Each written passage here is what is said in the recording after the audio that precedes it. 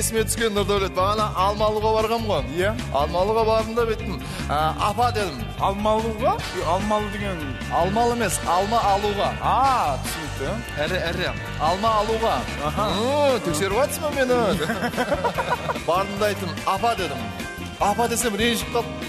Сосын мен неге ренжисіз дедім, бізде Қызылорда сөйтіп айтады, апа, қыз апа дедім. Ренжімес дедім да, мен жарайды дедім, сестренка дедім. Ол не дейді? Сестренка деген өзі көңілге көтеріліп, беді. Орамал шешіп, шашын жай жүрген шығар бар. Шай жеріп, беді, визиткісін алып, жүзімдерге скидка саған деп. Бір жақсы, бір 2 сағаттай тұрдық енді. Бірақ не болса да мен айтпаймын енді. Сестренка, 2 килограмм 800 грамм алма беріңізші дедім.